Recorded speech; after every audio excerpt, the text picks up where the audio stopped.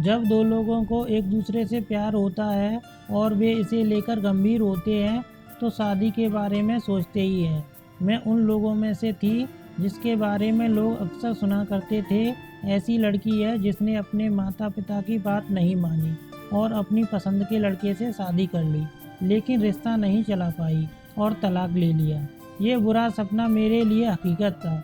हर दिन लोग मुझे घूरते थे या फिर ताने सुनाकर जाते थे, जिसने मुझे खुद पर ही शक करने पर मजबूर कर दिया। मैं इन सब चीज़ों के दबाव में आने लगी और लगता था कि बस ज़मीन में समा जाऊं ताकि मुझे ये सहना ना पड़े। हालांकि मैं इससे दूर नहीं भाग सकती थी। मैंने ऐसे शख्स से शादी की थी जिसके साथ मुझे लगा कि मैं हमेशा उसका साथ निभाऊंगी, लेकिन मुझे क्या पता था कि बाद में ये मेरे लिए एक बड़ी गलती साबित होगी। मेरी और राहुल की मुलाकात तब हुई थी जब वह एक स्ट्रगलिंग सिंगर था। वह बार और रेस्टोरेंट में गाया करता था और इससे होने वाली कमाई से घर के खर्चे उठाता था। वह बहुत ही आकर्षक व्यक्ति था और उसकी आवाज़ ने मेरा दिल जीत लिया था। मैं उस पब में काफ़ी ज़्यादा जाती थी जहां वह सिंगिंग करता था। उस समय मैंने बतौर बैंकर अपने कैरियर की शुरुआत की थी। एक दिन मैंने हिम्मत कर उससे बात की। हम दोनों घंटों तक लगातार बातें करते रहे और तभी रुके जब गार्ड ने हमें बताया कि पब बंद करने का समय हो गया है। कुछ महीनों बाद हमें एक दूसरे से प्यार हो गया। हम डेट पर जाने लगे और मैं उसके म्यूजिकल शोज के लिए मदद करने लगी। वह मेरा बहुत ख्याल रखता था और अच्छे से पेश आता था। राहुल मुझे अच्छे से समझता था और मैं जब उसके साथ होती थी तो बहुत खुशी महसूस करती थी। 1 साल बाद हम दोनों ने शादी करने का फैसला लिया। ये सबसे अच्छा निर्णय हो सकता था क्योंकि मैं उसके प्यार में पागल थी। मैं उसके माता पिता से भी मिली थी और वे बहुत ही अच्छे लोग थे। हालांकि मेरे पेरेंट्स को ये रिश्ता कुछ खास पसंद नहीं था। उनका कहना था कि लड़के के पास कोई असली काम नहीं है और वह अभी भी संघर्ष ही कर रहा है, जिस वजह से हमारा भविष्य सुरक्षित नहीं बन सकेगा। लेकिन मैं एक मजबूत और आत्मनिर्भर महिला थी। मैंने इन सब बातों पर ध्यान न देकर फैसला किया कि मैं राहुल से ही शादी करूंगी। शादी के पहले कुछ साल काफ़ी खुशी से बीते। वह मुझे काफ़ी सपोर्ट करता था और उसके साथ रहते हुए मुझे सशक्त महसूस होता था।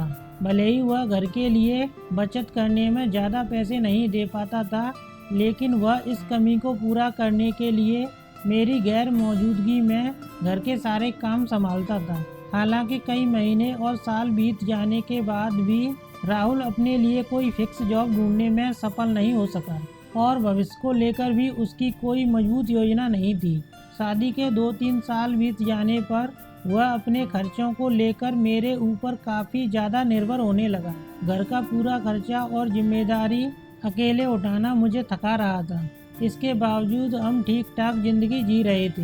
हालांकि बाद में राहुल ने बेमतलब की मांगें और खर्चे करना शुरू कर दिए, जिससे हमारे बीच में झगड़े होने लगे। इतना ही नहीं, उसके माता पिता भी हमारे घर पर ज़्यादा आने जाने लगे और हर चीज़ में वह कमियां निकालते थे। वे सिरदर्द से ज़्यादा कुछ नहीं थे। मैंने इस बारे में राहुल से बात करने की कोशिश की, लेकिन उसने इसे इग्नोर कर दिया। हमारे बीच में बात होना बंद हो गई और फिर आखिर में हम एक दूसरे पर इन मुद्दों को लेकर चिल्ला रहे थे। मेरी खुशियों से भरी शादीशुदा जिंदगी एक जंग का मैदान बन चुकी थी। हमारे बीच में रोज झगड़े होने लगे। मैं उसका अटेंशन पाना चाहती थी और उम्मीद करती थी कि वह एक जिम्मेदार जीवन साथी बने। मेरी सभी कोशिशें बेकार रहीं और हमारे बीच में पूरी तरह से बात होना बंद हो गई। ये काफ़ी परेशान कर देने वाला था। मैं किसी ऐसे शख्स के साथ नहीं रह सकती थी जो इतनी मुश्किलों की जड़ बन रहा था। मैं उससे जितना प्यार करती थी उतना ही प्यार मुझे खुद से था और मैं अपनी भी इज्जत करती थी। मुझे इस रिश्ते से 1 साल में ही इतना दुख मिला कि आखिरकार मैंने अलग होने का फैसला ले लिया। मुझे तब और पीड़ा महसूस हुई जब मैंने देखा कि राहुल तलाक से हमारे रिश्ते को बचाने की इच्छा तक नहीं दिखा रहा था। वह इसके लिए राजी हो गया। इस पूरी स्थिति के दौरान भी हमारे बीच कोई बात नहीं हुई। मैंने फिर भी कोशिश की, लेकिन उसकी ओर से कभी मुझे जवाब नहीं मिला। कुछ महीनों बाद तलाक की कानूनी कार्रवाई पूरी हुई और हम अपने अपने रास्ते निकल पड़े। मैंने कभी सोचा भी नहीं था कि मैं एक ऐसी शख्स बन जाऊंगी जो अपने पेरेंट्स की बात ना मानकर अपनी इच्छा से शादी करे और फिर उसका ये नतीजा निकले। साल 2021 में हमारा तलाक हुआ था। मैंने अपनी नौकरी करना जारी रखा, लेकिन मेरे बुरे शादीशुदा जीवन ने मुझे भावनात्मक रूप से बुरी तरह से थका दिया था। मुझे अभी भी राहुल की बहुत याद आती है।